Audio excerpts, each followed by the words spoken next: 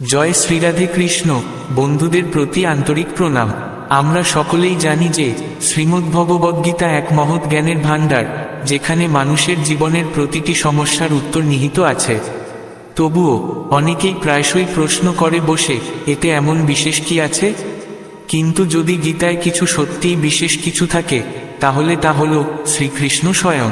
বাকিরা তো কেবল উপলক্ষ মাত্র। এই কারণেই গীতা প্রতিটি মানুষের জন্য, যেই হোক না কেন, যে বয়সেরই হোক, যে পরিস্থিতিতেই থাকুক না কেন, পাঠ করা ও বোঝা অত্যন্ত প্রয়োজন। কারণ এখান থেকেই সে জীবন, কর্ম, সম্পর্ক এবং আত্মার শান্তির পথ পেতে পারে। কিন্তু আজকের দৌড়ঝাঁপে ভরা জীবনে গীতার 18টি অধ্যায়ের 700টি শ্লোক পাঠ করা এবং তাদের গভীরে প্রবেশ করা সবার পক্ষে সহজ নয়। সেই কারণেই আজ আমরা শ্রীরাধাকৃষ্ণের কৃপায় তার দেওয়া 30টি গুরুত্বপূর্ণ উপদেশ আপনাদের সামনে সহজ ভাষায় তুলে ধরছি, যা আজকের যুগের প্রতিটি মানুষের জীবনে শান্তি, সফলতা ও সত্যের পথ দেখাতে সক্ষম। এই গীতার জ্ঞান প্রতিদিন সকালে দিন শুরু করার আগে এবং রাতে ঘুমোতে যাওয়ার আগে মনোযোগ দিয়ে শুনলে জীবনের অনেক অন্ধকার দূর হবে। প্রথম যে বাণীটি গীতা আমাদের দেয় তা হল, যে মানুষ সামান্য আশা বা অভিলাষ নিয়ে কাজ করে, তার মন কখনোই শান্ত বা তৃপ্ত হয় না। কারণ সেই আকাঙ্ক্ষা প্রতিনিয়ত নতুন নতুন শিখরে পৌঁছাতে চায়, আর সেই ছুটে চলায় কখনোই হৃদয় পরিতৃপ্তির অনুভব আসে না। সে ব্যক্তি যখন তার প্রত্যাশামতো ফল পায় না, তখন মন ভেঙে পড়ে হতাশায় ডুবে যায়। তখন শ্রীকৃষ্ণ বলেন, তুমি নিজেকে আমার মধ্যে সমর্পণ করো, ঈশ্বরে বিশ্বাস রাখো এবং সবকিছু ছেড়ে নিঃস্বার্থভাবে, নির্মল মনে, পাপ ও পক্ষপাতহীনভাবে কাজ করে যাও। ফলের প্রত্যাশা ছাড়ো। জীবনে তখনই সুখ, শান্তি ও তৃপ্তির আস্বাদ পাবে এবং দুঃখ তোমাকে স্পর্শ করতে পারবে না। এমনকি মুক্তির পথও উন্মুক্ত হবে। জন্ম নেয়া অসীম ইচ্ছেগুলো মানুষকে নিজের ইন্দ্রিয়ের দাসে পরিণত করে ফেলে। যখন আমরা অন্যের নিন্দা করি, তখন কেবল কথা বলি না, বরং তাদের ভাগ্যের দুঃখ ও কষ্টকেও নিজের জীবনে টেনে আনি। কারো প্রতি খারাপ মনোভাব রাখা, অন্যের অমঙ্গল ভাবা, ঈর্ষা করা বা কটু কথা বলা, সবই আত্মার অগ্রগতিকে রোধ করে। যে নিজের ধর্ম ও কর্তব্য পালন করে না, সে কখনোই মোক্ষ লাভ করতে পারে না। ভালো কাজ করলে ফল একদিন অবশ্যই আসে, আর মন্দ কাজ করলে দণ্ড একদিন অবশ্যই আসে। শ্রীকৃষ্ণ বলেন, আমি অতীত, বর্তমান ও ভবিষ্যতের সব ঘটনা ও তাদের ফল দেখতে পারি। তাই আমাদের উচিত ফল নিয়ে উদ্বিগ্ন না হয়ে নিজের কর্তব্য করে যাওয়া। ভালো বা খারাপ যে কোনো কাজ তার ফল না দেওয়া পর্যন্ত কর্মফল আমাদের পিছু ছাড়ে না। কর্মফল সম্পূর্ণরূপে না ভোগ করা পর্যন্ত শান্তি নেই। সময় ও ভাগ্যের সীমা পার করে কিছুই পাওয়া যায় না। সাধারণ মানুষ সর্বদা মহানদের অনুসরণ করে। তারা যেভাবে চলে, সাধারণ মানুষও সেই পথেই চলতে চায়। তুমি যেমনভাবে এই জগৎকে দেখো, জগৎও তোমাকে ঠিক তেমনভাবেই দেখবে। যখন আমরা খারাপ অভ্যাস, মোহ বা বাহ্যিক সৌন্দর্যের প্রতি আকৃষ্ট হয়ে পড়ি, তখন বুঝতে হবে আমরা ইন্দ্রিয়ের দাসে পরিণত হয়েছি। একটি ছোট দ্বীপের আলো যেমন বিশাল অন্ধকার দূর করতে পারে, তেমনি অজ্ঞতার অন্ধকারে ভরা মনে যদি ইতিবাচক চিন্তার তেল দিয়ে জ্ঞানের আলো জ্বালাও, তাহলে সেই অন্ধকার নিজেই মিলিয়ে যাবে। দ্বিতীয় যে মহান বাণী গীতা আমাদের দেয় তা হল, অন্যদের মধ্যে ভরসা খুঁজে বেড়ানো বন্ধ করো। আমাদের অন্তরের সবচেয়ে বড় দুর্বলতা এটাই যে আমরা নিজের শক্তি বুঝে না নিয়ে সবসময় বাইরের কারো উপর নির্ভর করতে চাই। এই পৃথিবীতে যখন তুমি অন্যের উপর নির্ভর করতে শেখো, তখনই তুমি নিজের ভেতরের শক্তিকে দুর্বল করে ফেলো। মানুষ ভাবে, এই তো আমার ভরসা, এই মানুষটাই আমার কষ্টের সময়ে পাশে থাকবে। কিন্তু বাস্তব হলো, এই রকম আশা করলেই মানুষ সবচেয়ে বেশি কষ্ট পায়, সবচেয়ে বেশি একা হয়ে পড়ে। তাই গীতার বাণী বলে, একমাত্র ঈশ্বরকে নিজের ভরসা বানাও। যখনই জীবনে কোনো কঠিন সময় আসবে, তিনি ঠিক কাউকে না কাউকে তোমার সাহায্যে পাঠিয়ে দেবেন। যারা নিজেরাই জীবনের জন্য ভরসা খুঁজছে, তারা কিভাবে তোমার জন্য আশ্রয় হতে পারে? তাই দুনিয়াকে নয়, ঈশ্বরকেই নিজের একমাত্র ভরসা করে তোলো। গীতার তৃতীয় বাণী বলে, চোখ দিয়ে যা দেখো তাই সত্যি, এই ধারণা থেকেও সাবধান থাকতে হয়। অনেক সময় চোখে দেখা ঘটনাও বাস্তব নয়, তা বিভ্রম হতে পারে। বাস্তবকে উপলব্ধি করতে হৃদয়, বিবেক ও ধৈর্যের প্রয়োজন হয়। তাই চোখের দেখায় ভরসা করলেও তা যাচাই না করে বিশ্বাস করো না। গীতার চতুর্থ শিক্ষা বলছে, যারা অত্যন্ত মিষ্টি কথা বলে কিংবা অকারণে অতিরিক্ত প্রশংসা করে, তাদের থেকে সতর্ক থাকতে হবে। মানুষের স্বভাব হলো প্রয়োজন হলেই মিষ্টি ভাষা ব্যবহার করে। তাই যদি কেউ তোমার অতিরিক্ত প্রশংসা করে, তাহলে বুঝে নিও তার পিছনে কোনো না কোনো উদ্দেশ্য লুকিয়ে আছে। জীবনে প্রশংসা কখনোই বিনামূল্যে আসে না, যদি আসে তাহলে তার মূল্য একদিন দিতেই হবে। তাই সাবধান থেকো অতিমিষ্ট ভাষা আর অতি প্রশংসা থেকে। গীতার পঞ্চম শিক্ষা বলে, রাগ মানুষের সর্বনাশ করে দেয়। রাগী ব্যক্তির কোনো প্রকৃত বন্ধু থাকে না, সম্পর্ক ভেঙে যায়, সবাই দূরে সরে যায়। যে নিজের রাগ সামলাতে পারে না, সে জীবনের কিছুই সামলাতে পারে না। ষষ্ঠ শিক্ষা বলে, ঈশ্বরে বিশ্বাস রাখো। যদি তুমি হৃদয় থেকে ঈশ্বরকে ডাকো, তিনি কোনো না কোনো রূপে তোমার সাহায্যে আসবেনই।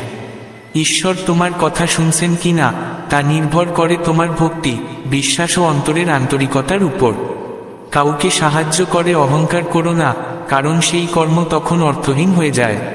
মনে রেখো, সাহায্য তুমি করছো না, ঈশ্বর তোমার মাধ্যমে করছেন। তুমি কেবল মাধ্যম। তাই অভিমান করে বলো না, আমি এত মানুষের উপকার করেছি, কারণ যিনি সত্যিকার কর্তা তিনি ঈশ্বর। রাগ যদি তোমাকে পরিচালিত করে, তাহলে তা প্রমাণ করে তুমি ঈশ্বরের আইন অর্থাৎ কর্মফলে বিশ্বাস করো না। সন্দেহ কখনো করো না, কারণ সন্দেহ মনের মধ্যে ভুল বোঝাবুঝির পাহাড় গড়ে তোলে এবং জীবনের আনন্দ কেড়ে নেয়। যদি কেউ তোমার সঙ্গে অন্যায় করে, তাহলে কর্ম ও সময় নিজের উপায়ে তার বিচার করে নেবে। উপকার করো, স্বার্থ ছাড়াই করো। চিন্তা না করে চিন্তন করো। নিজের মনকে নিয়ন্ত্রণ করো, না হলে এই মনই তোমার সবচেয়ে বড় শত্রু হয়ে পড়ে এবং তোমার দ্বারা খারাপ কাজ করিয়ে ফেলে। জ্ঞান সবসময় বুদ্ধির চেয়ে শ্রেষ্ঠ। তাই জ্ঞান অর্জন করো এবং তা অন্যদের সঙ্গে ভাগ করে নাও, যাতে অন্যের জীবনেও আলোর দিশা আসে। একই মানুষকে বারবার সাহায্য করো না, যতক্ষণ না সে নিজে দাঁড়াতে শেখে। যে ব্যক্তি ফলের প্রত্যাশা নিয়ে কাজ করে, সে নিজের কর্মেই বাধা পড়ে যায়। মানুষ জন্মে বড় হয় না, তার কর্ম তাকে মহান করে তোলে। এই দুনিয়া এবং মানুষকে তুমি যেমন দৃষ্টিতে দেখো, তারাও তোমাকে তেমনভাবেই ফিরে দেখে। নিজের উপরের, আমার তোমার, ছোট বড় এইসব ভেদ মানসিক ধারণা থেকে মুক্ত হও। যখন সবকিছু তোমার হয়ে যাবে এবং তুমিও সবার হয়ে উঠবে, ফলের আশায় নয়, নিয়মিত নিষ্ঠার সঙ্গে কর্ম করো, তবেই জীবন হবে আনন্দময় ও তৃপ্তিকর। যতক্ষণ তুমি নিজের ইন্দ্রিয়কে নিয়ন্ত্রণে রাখতে পারো, ততক্ষণ কোনো দুঃখ তোমাকে কষ্ট দিতে পারবে না। শান্তি সেই পায় যে আমি, আমার, আমিই করলাম এইসব অহংকার ও কামনা থেকে মুক্ত হতে পারে। কোনো জিনিস, মানুষ, স্থান বা জীবের প্রতি অতিরিক্ত আকর্ষণ একদিন দুঃখের কারণ হয়ে দাঁড়ায়। সে মানুষই জীবনে তৃপ্ত থাকতে পারে যে অল্পেই খুশি থাকে এবং যার মধ্যে বেশি পাওয়ার লালসা নেই। গীতার সপ্তম শিক্ষা হলো, তোমার মনকে শান্ত রাখতে শেখো।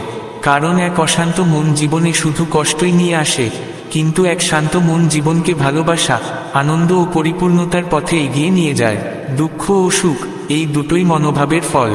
অশান্ত মন জন্ম দেয় বিষণ্ণতাকে, আর শান্ত মন উপহার দেয় চরম আনন্দ।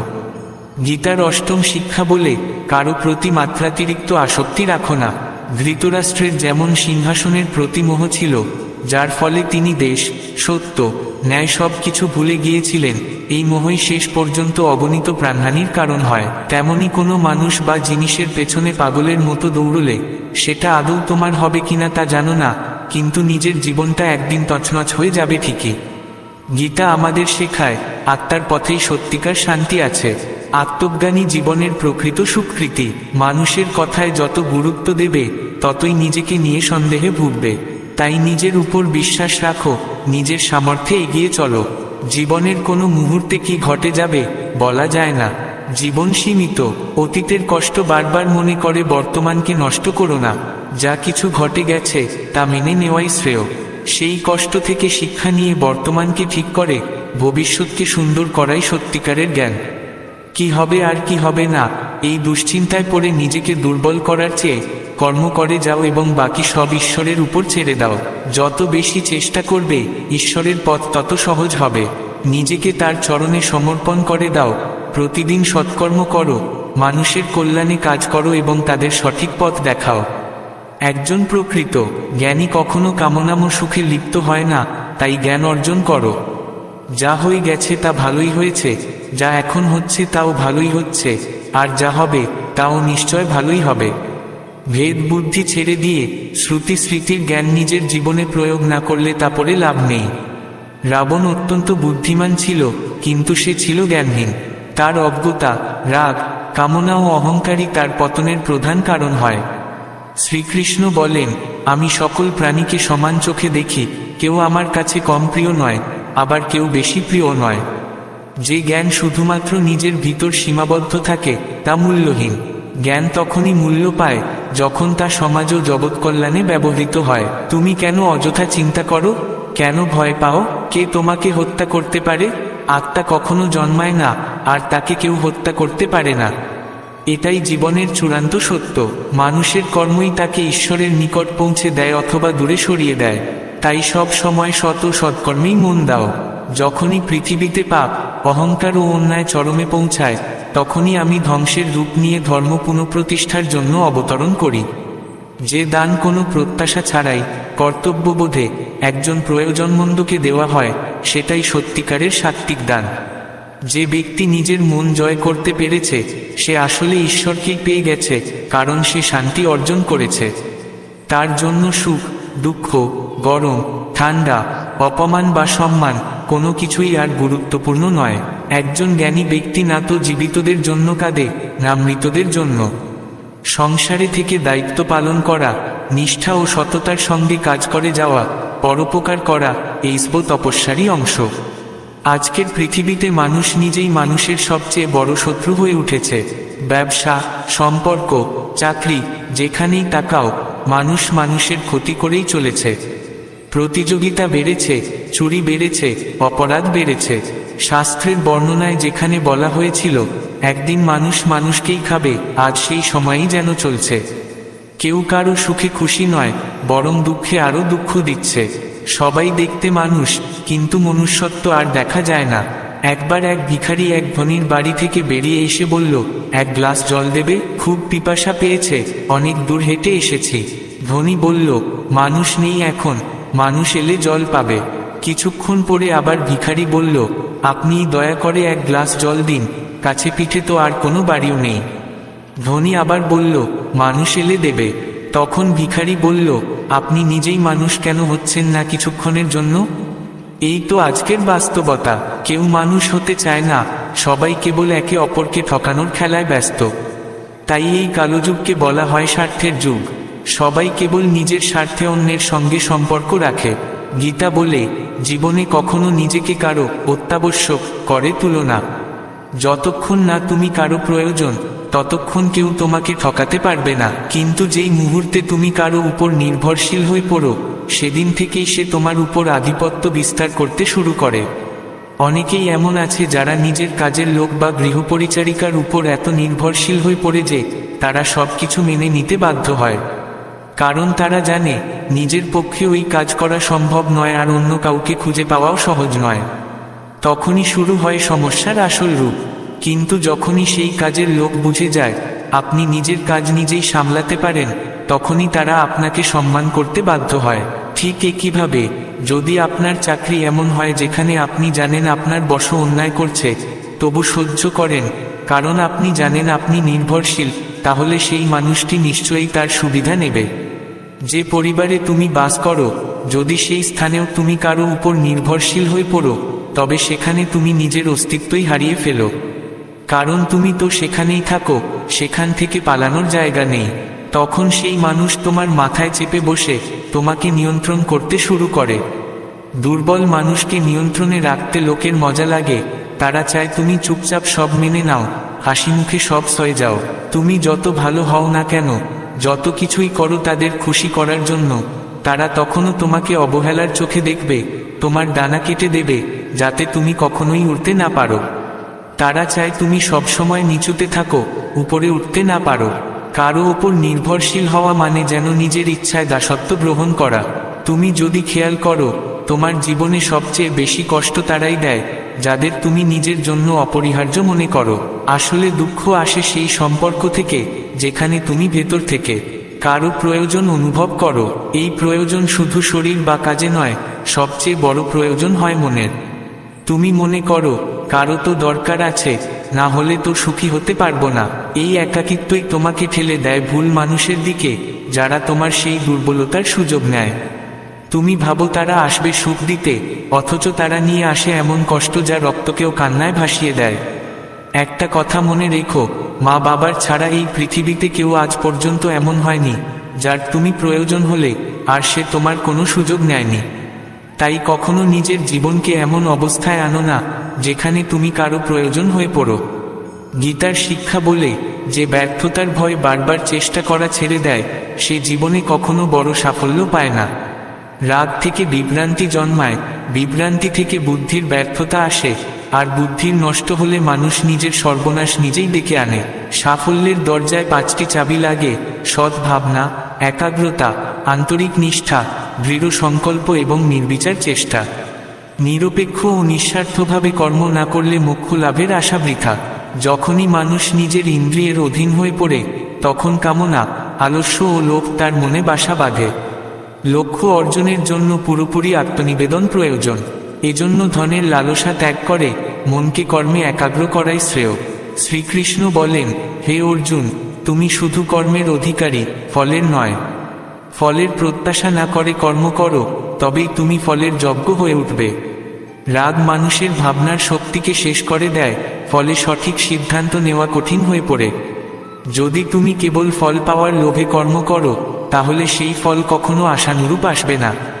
খারাপ কর্ম থেকে মুক্তি পেতে চাইলে মনকে ভালো চিন্তা দিয়ে ভরাও, ইতিবাচক দৃষ্টিভঙ্গিতে ভাবো। মানুষের মন পরিবর্তনশীল। তুমি যাদের সঙ্গে সময় কাটাও, যে পরিবেশে থাকো, সেখান থেকেই তৈরি হয় ভাবনা ও অভ্যাস। মানুষ যা দেখে, যা শোনে, যা বোঝে, সেটাই তার জীবনে প্রতিফলিত হয়। যে ব্যক্তি কোনো উত্তম কাজ করার সময় সেটিকেই তার সৌভাগ্য ও পুরস্কার মনে করে, সেই ব্যক্তি ফলের আশার বাইরে গিয়েও অনেক বড় ফল পায়। সাফল্য পেতে চাইলে তোমাকে প্রথমে স্বপ্নদ্রষ্টা হতে হবে। গীতার শিক্ষা বলে, যেখানে সম্পর্কের সীমা ভাঙে সেখানে ধ্বংস ছাড়া কিছুই থাকে না। কেউ বড় হোক বা ছোট, যদি সে সম্পর্কের মর্যাদা না রাখে, তাহলে সেই সম্পর্ক কখনোই টিকতে পারে না। সম্পর্ক টেকে তখনই যখন দুই পক্ষ একে অপরকে সম্মান করে, কদর করে এবং কখনো সীমা অতিক্রম করে না। যে সম্পর্কে সীমা নেই, সম্মান নেই, তা আজ নয় কাল ভেঙেই যাবে। যারা সামনাসামনি তোমার আপনজনের মতো আচরণ করে কিন্তু পেছনে তোমার ক্ষতি করে, তাদের থেকে দূরে থাকো। এমন মানুষ চাণক্যের মতে সেই মাটির ঘড়ার মতো, যার মুখে মধু থাকে কিন্তু ভেতরে বিষ। যাকে তুমি মধু ভেবে পান করো, সে বাস্তবে বিষই হয়। তাই যারা তোমার আপনতা দেখিয়ে আসলে বিষ ছড়ায়, তাদের ছেড়ে দেওয়াই শ্রেয়।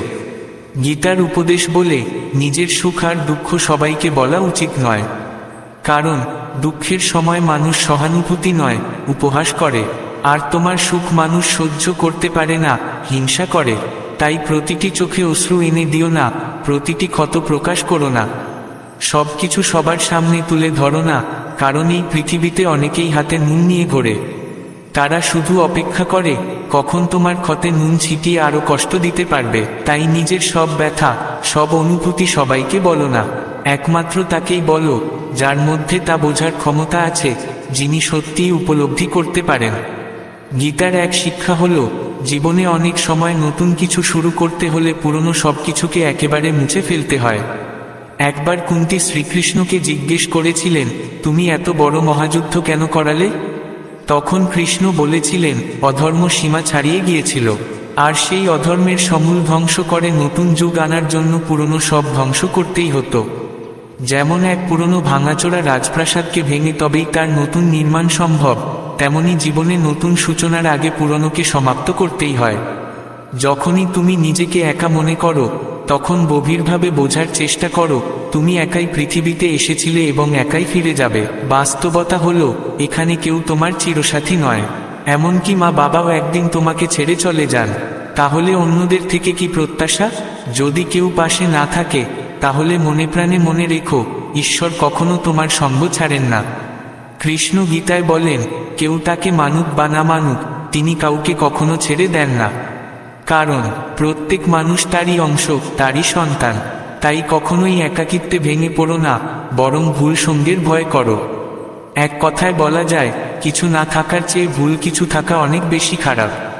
কিছু না থাকলে অন্তত মন শান্ত থাকে, কিন্তু ভুল মানুষের সঙ্গে থাকলে জীবন বিষাক্ত হয়ে যায়। তাই একা থাকা শিখে ফেলো, এটাই আত্মশক্তির চিহ্ন। জীবনে বারবার নতুন কিছু শুরু করতে গেলে পুরাতন সব ভেঙে ফেলতে হয়, এই সত্য আবারও ফিরে আসে। গীতায় বলা হয়েছে, পুরাতন অধর্ম যদি জেঁকে বসে, তবে ধর্মের পুনঃপ্রতিষ্ঠার জন্য সেই পুরাতনকে মুছে ফেলতেই হবে।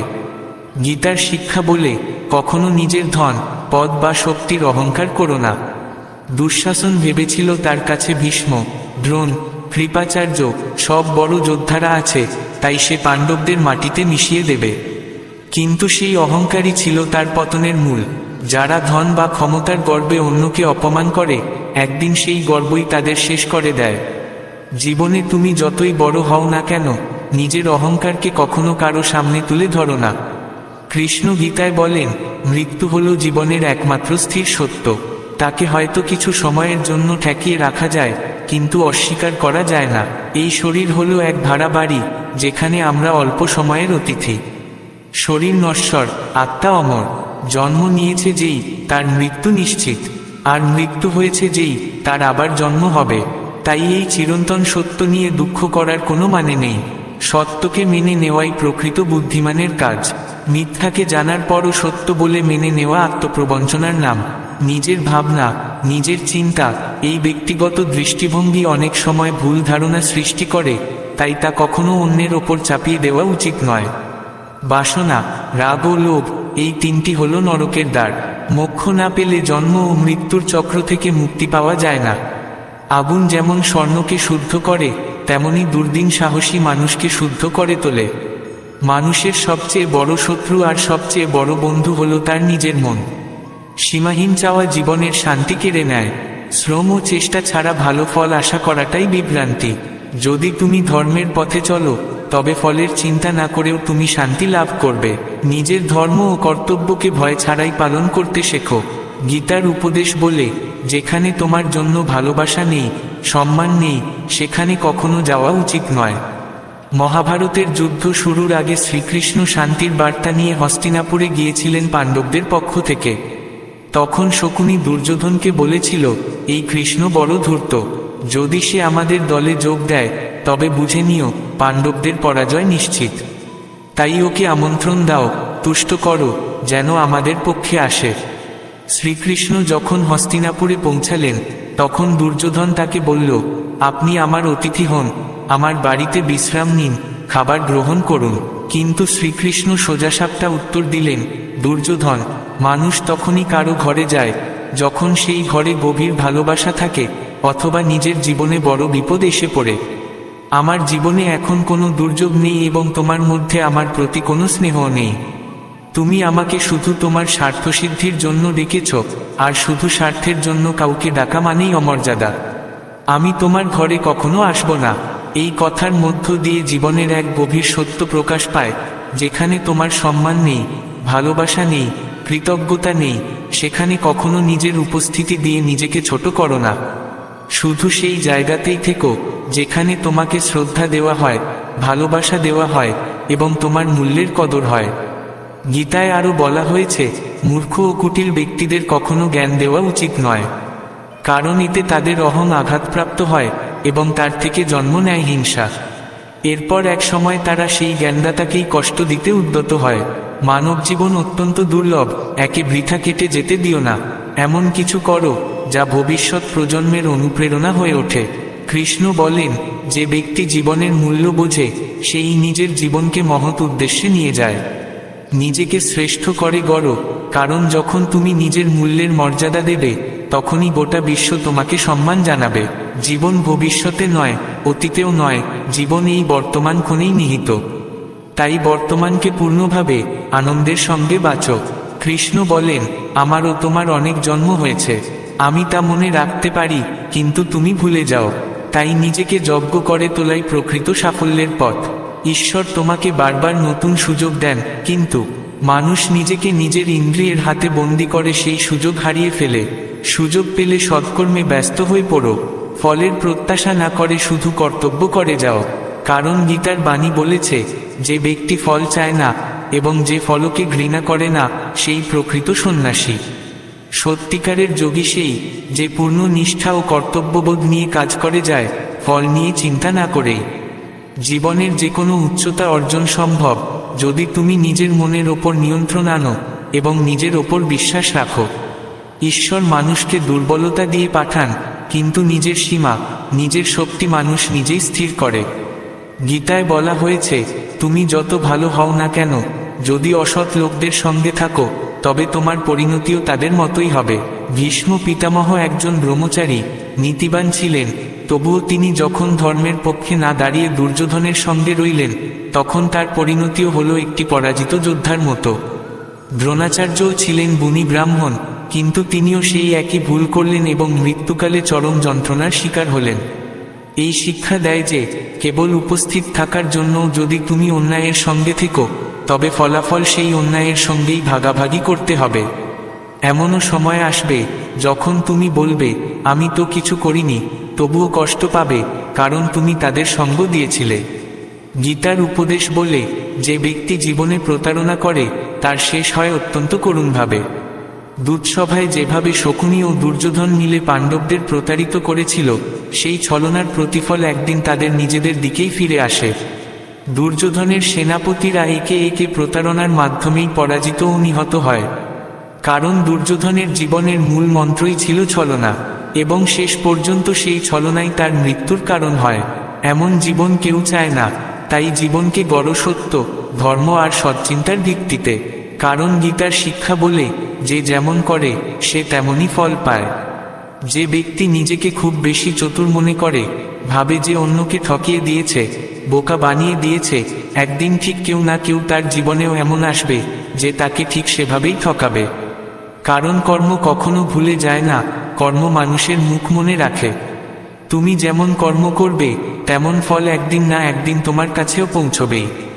গীতার উপদেশ বলে, জীবনে যখনই কোনো কঠিন সময় আসুক, তখন কখনো ভেঙে পড়ো না, শুধু একটু ধৈর্য ধরো। যারা দুর্দিনে নিজেকে সামলে রাখতে পারে, তাদের জন্য সব দুর্দিন একদিন পার হয়েই যায়। একজন রাজা একবার তার গুরুজির কাছে গেলেন এবং বললেন, আমার রাজ্যে এখন সব কিছু ভালো চলছে, কিন্তু সময়ের তো কখন কি হয় বলা যায় না। যদি ভবিষ্যতে কোনো দুর্দিন আসে, কোনো বিপদ আসে, তখন নিজেকে কিভাবে সামলাবো, তার জন্য আমাকে এমন কোনো উপদেশ দিন যা আমাকে শক্তি দেবে। গুরুজি তখন তাকে একটি তাবিজ পরিয়ে দিলেন এবং বললেন, এই তাবিজে আমি একটি মন্ত্র লিখে রেখেছি। জীবনে যদি এমন সময় আসে যখন মনে হবে আর কিছু বাকি নেই, এর থেকে খারাপ আর কিছু হতে পারে না, তখন এই তাবিজ খুলে মন্ত্রটি পড়বে, তাতে তোমার মনে সাহস আসবে। দিন গেল, এবং একদিন সত্যিই সেই রাজার রাজ্যে এক প্রতিপক্ষ রাজা আক্রমণ চালায়। যুদ্ধ হেরে রাজা তার সেনাদের নিয়ে শহর ছেড়ে পালাতে বাধ্য হন। তিনি সম্পূর্ণভাবে ভেঙে পড়েন, আর তখনই তাকে মনে পড়ে গুরুজির কথা। তিনি তাবিজ খুলে দেখেন, ভেতরে লেখা, এই সময়ও কেটে যাবে। এই এক পংক্তি পড়েই তার মনে শক্তি ফিরে আসে। তিনি নিজেকে বলেন, এটাই তো আমার সেই সময়, যার জন্য গুরুজি আমাকে প্রস্তুত করেছিলেন। এই সময়ও কেটে যাবে। এরপর তিনি আবার সাহস নিয়ে নিজেকে প্রস্তুত করেন, সেনা সংগঠিত করেন, এবং আবার যুদ্ধ করে নিজের রাজ্য পুনরুদ্ধার করেন। এই ঘটনা আমাদের শেখায়, জীবনের কোনো অবস্থায় চিরকাল থাকে না। ভালো যেমন যায়, খারাপও যায়। সময় এক জায়গায় থেমে থাকে না। আমাদের জীবনেও হয়তো অনেকবার দুঃখ এসেছে, কঠিন সময় এসেছে, কিন্তু আমরা প্রতিবার সেখান থেকে বেরিয়ে এসেছি। তাই যখনই তোমার জীবনে এমন সময় আসবে, মনে রেখো, এই সময়ও একদিন কেটে যাবে। শুধু সাহস হারিও না, যদি তোমার মধ্যে ধৈর্য থাকে, তবে তুমি যে কোনো দুর্দিন পেরিয়ে যেতে পারো। গীতার উপদেশ বলে, আজকের যুগে অতিরিক্ত ভালো মানুষ হওয়া ঠিক নয়, কারণ এই পৃথিবী এমন হয়েছে যে ভালো মানুষদের ব্যবহার করে সবাই তাদের কঙ্কাল করে ফেলে। পাণ্ডবদের কাহিনী আমাদের এই শিক্ষা দেয় যে অতিরিক্ত ভালো হওয়া জীবনে অনেকবার কষ্টের কারণ হয়। পাণ্ডবরা সর্বদা ধর্মের পথে চলতেন, কোনো ভুল কাজ করতেন না, তবুও তাদের সমস্ত রাজ্য কেড়ে নেওয়া হয়েছিল এবং তাদের স্ত্রীকে সবার মধ্যে অপমানের শিকার হতে হয়েছিল। তারা নির্বাসনে দিন কাটিয়েছিল, কারণ তারা অন্যায়ের প্রতিবাদ না করে ধর্মের সীমা মানছিল। তখন তো পৃথিবী কিছুটা ধর্মনিষ্ঠ ছিল, আজ তো সময় আরো কঠিন হয়ে গেছে। এখনকার যুগে ভালো মানুষদের সম্মান দেওয়া তো দূরের কথা, বরং তাদের ওপরেই সবচেয়ে বেশি অন্যায় হয়। যদি তুমি কখনো নিজের হৃদয় থেকে মানুষদের ভালোবাসো, তাদের জন্য কিছু করো, তবে দেখবে তারা তোমার সদ্গুণের সুযোগ নিয়ে তোমাকেই কষ্ট দেয়। তুমি বারবার চেষ্টা করবে সবাইকে খুশি রাখতে, কিন্তু সবাই কেবল তোমার সদ্ব্যবহারের ফায়দা তুলবে। তাই আজকের দিনে নিজেকে যদি সুখী রাখতে চাও, তবে খুব বেশি ভালো হতে যেও না। কারণ এখনকার যুগে মানুষ ভালো লোকের কাঁধে ভর করে উপরে উঠতে চায়, আর তারপরে তাকেই ঠেলে ফেলে। তাই নিজেকে রক্ষা করো, বোঝদার হও, ধর্মে থেকো, কিন্তু অতিরিক্ত নম্র হও না, কারণ অতিরিক্ত নম্রতাও দুর্বলতার মতোই ব্যাখ্যা করা হয়। এর অর্থ এই নয় যে তুমি নিজে খারাপ মানুষ হয়ে যাও, তুমি কেবল নিজের চোখে ভালো থাকো, কিন্তু দুনিয়ার চোখে ভালো হতে যাওয়ার চেষ্টা কখনো করো না। গীতার উপদেশ বলে, তোমার অতীতকে ভুলে যাও, কারণ যদি তুমি সবসময় অতীতের দুঃখে, সেই ভুলের পস্তানয় ডুবে থাকো, তাহলে আজ কখনোই সত্যিকারের সুখে বাঁচতে পারবে না। জ্ঞানীরা কখনো অতীত হারানোর শোক করে না, অতীত যেমনই হোক না কেন, তা যেন বর্তমানের ওপর কোনো ছায়া না ফেলে। যা হয়েছে তা থেকে শিক্ষা নাও, উপলব্ধি করো, যেন ভবিষ্যতে তা আর না ঘটে, আর তারপর জীবনে এগিয়ে যাও। অনেক সময় মানুষ কাঁদতে থাকে যে কোনো একজন আমার সঙ্গে অন্যায় করেছে, সেই কারণেই আজ আমি দুঃখে ডুবে আছি। তারা সবসময় দোষ দেয় অন্যদের, যে তার কারণেই আমার জীবন নষ্ট হয়ে গেছে। কিন্তু যতদিন তুমি সেই মানুষকে কিংবা সেই অতীতকে দোষ দিয়ে যাবে, ততদিন তুমি সুখী হতে পারবে না, কখনো সামনে এগোতেও পারবে না। যা হয়ে গেছে তা তুমি পাল্টাতে পারো না, কিন্তু আজ যা করছো তা তোমার হাতে। যদি তুমি গতকালের দুঃখ থেকে মুক্তি পেতে চাও, তাহলে গতকালে নয়, আজকের মধ্যে বাঁচা শিখতে হবে। তুমি এমন একটা মানুষও খুঁজে পাবে না যে গতকালের মধ্যে বেঁচে আছে এবং সুখী আছে। কেবল সেই মানুষই সুখী থাকে যে আজকের মধ্যে বাঁচে। যারা গতকালের স্মৃতি, দুঃখ কিংবা পস্তানয় ডুবে থাকে, তারা কখনোই সত্যিকারের আনন্দ পায় না। অতীত ভুলে যাও, আর বর্তমানকে আঁকড়ে ধরে বাঁচো। গীতার উপদেশ বলে, আমাদের আত্মীয়রাই সবচেয়ে বেশি ঈর্ষা করে আমাদের প্রতি। বাইরের লোকেদের কোনো তফাৎ পড়ে না তুমি কি করছো, কি পেলে, কি হারালে। কিন্তু আত্মীয়রা তোমার প্রতিটি পদক্ষেপে নজর রাখে। বাইরে তারা বলবে সফল হও, ভালো থেকো, কিন্তু যখন তুমি সত্যিই সফল হয়ে তাদের সামনে কোনো ভালো খবর শোনাবে, তখন তারা অন্তরে বিন্দুমাত্র খুশি হবে না। অনেক সময় দেখা যায় গোটা পৃথিবী তোমার প্রশংসা করে, কিন্তু তোমার নিজের ঘরেই তোমার কদর নেই। মহাভারতের যুদ্ধ বাইরের লোকদের সঙ্গে হয়নি, সেটা ছিল ভাইদের মধ্যেকার লড়াই। পাণ্ডবদের প্রতি দুঃশাসনের ঈর্ষা এতটাই গভীর ছিল যে তাদের প্রতিটি সুখ সহ্য করতে পারত না। তারা যখনই কিছু অর্জন করত, দুঃশাসন চেয়েছিল সেটা তাদের কাছ থেকে ছিনিয়ে নিতে। এই ঈর্ষাই ছিল মহাভারতের মূল কারণ, যে কারণে অসংখ্য প্রাণ ঝরে গিয়েছিল। বাইরের মানুষ কখনো এতটা ক্ষতিকর হয় না যতটা হয় কাছের মানুষ, যারা বাইরে থেকে মিষ্টি কথা বলে, কিন্তু ভিতরে ভিতরে তোমার আনন্দকে সহ্য করতে পারে না। তাই কাউকে আপন ভাবার আগে নিশ্চিত হয়ে নাও, সে সত্যিই তোমার আপন কিনা, নাকি কেবল আপন ভান করছে। গীতার শিক্ষা বলে, যে মানুষ তোমাকে বারবার কষ্ট দেয়, তাকে কখনো বারবার ক্ষমা করা উচিত নয়। যুধিষ্ঠির দুঃশাসনকে বারবার ক্ষমা করেছিলেন, আর তার ফলস্বরূপ তাকে নিজের জীবনে অনেক বড় কষ্ট ভোগ করতে হয়েছিল। একজন যদি একবার ভুল করে, তাকে ক্ষমা করা যায়, কিন্তু যদি কেউ বারবার সেই একই আচরণ করে, তাহলে তা তার স্বভাব, আর সেই স্বভাব ক্ষমা করলে শেষমেশ ক্ষতি তোমারই হবে। দয়া এবং বোকামির মধ্যে অনেক পার্থক্য আছে। কাউকে ক্ষমা করলেও তাকে নিয়ে সতর্ক থাকা জরুরি। বলা হয়, যে মানুষ একবার প্রতারণা করেছে, তাকে আবার সুযোগ দেওয়া মানে নিজের মুখে মাটি মাখানো। যাকে নিয়ে একবার ঠকেছ, তাকে নিয়ে আর কোনোদিন ভুল করে বিশ্বাস করো না। ক্ষমা করো, কিন্তু সেই মাত্রায় যাতে তুমি নিজেই বোকা না হয়ে যাও। গীতার শিক্ষা আরও বলে, যদি কেউ তোমার সঙ্গে প্রতারণা করে, বিশ্বাসভঙ্গ করে, তবে তাকে নিয়ে দুঃখ করো না, বরং এটা থেকে শিক্ষা গ্রহণ করো। মানুষকে আমরা যেমন ভাবি, তারা আসলে তেমন নয়।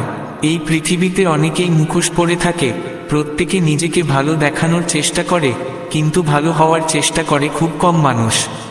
যখন তুমি কারো সঙ্গে একটু ভুল ব্যবহার করো, বা তোমার জীবনে কোনো কঠিন সময় আসে, তখনই তুমি বুঝতে পারো কে আসলে কি রঙের মানুষ। সেখানেই কার মুখোশ খসে পড়ে। তাই কাউকে সহজে বিশ্বাস করো না, কারো থেকে এমন আশা করো না যাতে পড়ে তোমার মনটাই ভেঙে যায়। এই দুনিয়ার মানুষ কারোর কখনো ছিল না, আর কোনোদিন কারোর হবে না। নিজের হৃদয়টা কেবল ঈশ্বরের পায়ে সমর্পণ করে দাও, তাহলে আর কেউ তোমার হৃদয় ভাঙতে পারবে না। শ্রীকৃষ্ণ গীতার দ্বাদশ অধ্যায় ভক্তিযোগে অর্জুনকে বলেন, তুমি যদি নিজের মন, বুদ্ধি ও হৃদয় শুধু আমার মধ্যে স্থাপন করো, তাহলে কেউ তোমার হৃদয় ভাঙতে পারবে না। এই পৃথিবীতে যাকে নিয়ে সবচেয়ে বেশি টান থাকে, সেই আমাদের সবচেয়ে বেশি কষ্ট দেয়। কারণ এই দুনিয়ায় অনুভূতির কদর নেই, হৃদয়ের দাম নেই, এখানে শুধু স্বার্থের দাম আছে। যতদিন তোমার থেকে কারো লাভ হয়, ততদিন সবাই তোমার সঙ্গে ভালো ব্যবহার করবে। আর যেই মুহূর্তে তাদের কাজ ফুরিয়ে যায়, তাদের ব্যবহারও পাল্টে যাবে। তাই যখন তুমি কারো সঙ্গে নতুনভাবে পরিচিত হও, তখন একদমই বিশ্বাস করো না। তাদের মুখোশ তোমাকে দেখানোর জন্য, তোমাকে প্রভাবিত করার জন্য। এখন তোমার ওপর নির্ভর করছে, তুমি সেই ফাঁদে পা দেবে, নাকি নিজের বিবেক দিয়ে চিনে নেবে। গীতার শিক্ষা বলে, ভবিষ্যতের দুঃখ কোনো ভয় ধরে রাখলে দূর হয় না, বরং ভয় মানুষের মন থেকে শান্তি কেড়ে নেয়। কেউ তোমাকে শেষ করে দেবে, এই ভয় কেন? তুমি তো কেবল শরীর নও, শরীর তো তোমার কর্মের বাহন মাত্র। তুমি এক চিরন্তন আত্মা, বহু যুগ ধরে অসংখ্য শরীর পেয়েছ। আজ মানুষের শরীর পেয়েছ, তার অর্থ এই যে নিজের জীবনকে পরোপকারের পথে ব্যয় করা, নিঃস্বার্থভাবে মানুষের পাশে দাঁড়ানোই তোমার আসল উদ্দেশ্য। যে ব্যক্তি আমার স্মরণ করে একাগ্রচিত্তে, আমি তাকে নিঃসন্দেহে লাভ করি। কেউ যদি আমার অস্তিত্বকে অস্বীকারও করে, তাতে আমার কিছু যায় আসে না। আমি চাই হৃদয়ের ভক্তি, নির্মলতা। কেউ যদি ভালোবাসা দিয়ে এক টুকরো পাতা, একটি ফুল বা অল্প একটু জলও আমাকে দেয়, আমি তা গ্রহণ করি। কিন্তু যদি কেউ অহংকার আর স্বার্থ নিয়ে আমাকে শত রকমের ভোগ দিলেও তা আমার কাছে তুচ্ছ। নিঃস্বার্থভাবে কারো সেবা করা, সাহায্য করা, ন্যায়ের ভিত্তিতে সিদ্ধান্ত নেওয়া, এই সবই আমার ভক্তির রূপ। প্রেম করো সেই মানুষের সঙ্গে, যে তোমার প্রেমের যোগ্য। যে তোমার আবেগের মর্যাদা দিতে জানে না, তার থেকে যত দূরে থাকা যায় ততই ভালো। আজকাল সবাই বলে, প্রেমই সবচেয়ে বড় যন্ত্রণা দেয়। প্রেমকে মানুষ মাটি করে দিয়েছে। এখন তো মানুষ সবচেয়ে বেশি প্রতারণা করে প্রেম আর বিশ্বাসের নামে। যদি তোমার কারো প্রতি ভালোবাসা না থাকে, তাহলে তার পক্ষেও তোমার মন ভাঙানো সম্ভব নয়। সম্পর্ক যাই হোক, যদি তুমি অতিরিক্ত ভালোবাসো অথচ সে তার যোগ্য না হয়, তাহলে কেবল যন্ত্রণা ছাড়া আর কিছুই পাবে না। বাস্তবতায় প্রেম কষ্ট দেয় না, বরং যাকে তুমি ভালোবাসো, যদি সে তোমার ভালোবাসার মূল্য না বোঝে, তাহলেই কষ্ট হয়। তাই ভালোবাসো সেই মানুষকে, যে তোমার ভালোবাসার মর্যাদা রাখবে। আর যদি বুঝে যাও সে কদর করে না, তাহলে নিজেকে সরিয়ে নাও। শ্রীকৃষ্ণ বলেন, যে অলস, সে কখনো সফল হতে পারে না। যে আরামপ্রিয়, সে পরিশ্রমে ভয় পায়। সে কিভাবে সফল হবে? তাই যদি সত্যি কিছু করতে চাও, তাহলে এখনই অলসতা ত্যাগ করো। কাজকে কখনো কাল পর্যন্ত মুলতবি করো না, কারণ সময়ের গুরুত্ব না বুঝে কেউ যদি সময় অপচয় করে, তাহলে পরে তার হাতে কিছুই থাকবে না। কেউ সফল না হওয়ার সবচেয়ে বড় কারণ হলো নিজের ওপর বিশ্বাস না থাকা। যে নিজেকে বিশ্বাস করে না, সে কখনো বড় হতে পারে না। একবার দানবীর কর্ণ শ্রীকৃষ্ণের কাছে এসে বললেন, প্রভু, যখন আমি জন্মেছিলাম তখন মা আমাকে ত্যাগ করেছিলেন, এতে আমার কি দোষ ছিল? দ্রোণাচার্য আমাকে শিক্ষা দিতে অস্বীকার করেছিলেন, কারণ আমি ক্ষত্রিয় ছিলাম না, এটাও তো আমার দোষ ছিল না। আর দ্রৌপদীর স্বয়ংবরে অপমান সহ্য করতে হয়েছিল, কারণ আমি কোনো রাজবংশের অংশ ছিলাম না। উত্তরে শ্রীকৃষ্ণ বলেছিলেন, হে কর্ণ, একবার মন দিয়ে শুনো, যখন আমার জন্ম হয়, তখন আমি ছিলাম এক কারাগারে। জন্মের সঙ্গে সঙ্গেই মৃত্যুর ছায়া আমার দিকে ধেয়ে আসছিল। জন্মের রাতেই আমাকে মা বাবা থেকে আলাদা হতে হয়েছিল। এমন এক গৃহে আমাকে নিয়ে যাওয়া হয়েছিল, যেখানে প্রতিটি কাজ আমাকে করতে হতো যা এক দরিদ্র পরিবারে সাধারণভাবে করতে হয়। হাত দিয়ে গরুর গোবর তুলতেও পিছপা হতে হয়নি। আমি যখন হাঁটতেও পারতাম না, তখনও আমার উপর প্রাণঘাতী আক্রমণ হয়েছে। বারবার আমাকে মেরে ফেলার চেষ্টা হয়েছে। আমার শৈশবে ছিল না কোনো শিক্ষা, ছিল না রাজপ্রাসাদ, ছিল না কোনো গুরুকুল, ছিল না কোনো বিশাল সেনাবাহিনী। তবুও আমার মামা আমাকে তার সবচেয়ে বড় শত্রু মনে করতেন। আমার জীবনও ছিল বিপদ আর চ্যালেঞ্জে ভরা। কিন্তু আসল বিষয় এটা নয় যে জীবনে কতবার অপমানিত হতে হয়েছে, বরং এটা গুরুত্বপূর্ণ যে সেই অপমানের উত্তর কিভাবে দিচ্ছ।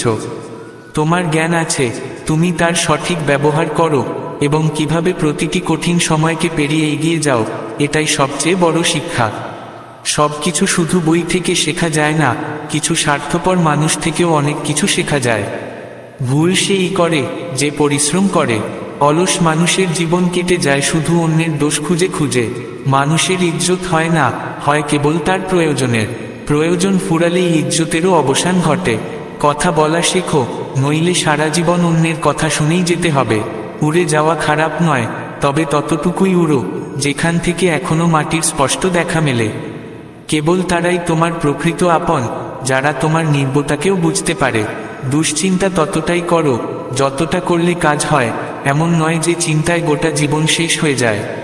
তুমি যতই বুদ্ধিমানের মতো কথা বলো, শুনতে চাওয়া মানুষটি তার নিজের মানসিকতা ও যোগ্যতার উপর ভিত্তি করে তার মানে ঠিক করবে।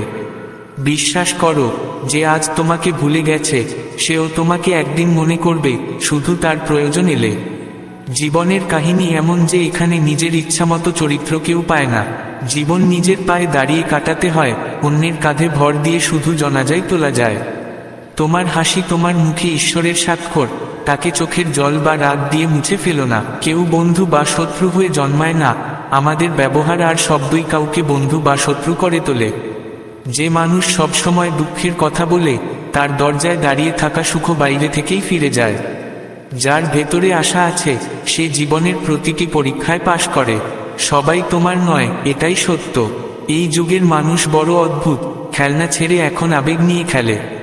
মহান মনচেতন মানুষ ধারণা নিয়ে আলোচনা করে, সাধারণ মনচেতন ব্যক্তি ঘটনা নিয়ে আলোচনা করে, আর ক্ষুদ্র মনচেতন ব্যক্তি মানুষের নিয়ে আলোচনা করে। অহংকার পোষো না, সময়ের স্রোতে অনেক সিকন্দর হারিয়ে গেছে। কিছু জায়গায় চুপ থাকাই উত্তম, যেখানে তোমার কথার কোনো মূল্য নেই, যেখানে বলার পর আফসোস হয়, যেখানে কারো মন ভাঙে, যেখানে তুমি রাগে আছো, আর যেখানে কেউ তোমার বুদ্ধির কথা শুনবে না, সেখানে চুপ থাকাই শ্রেয়।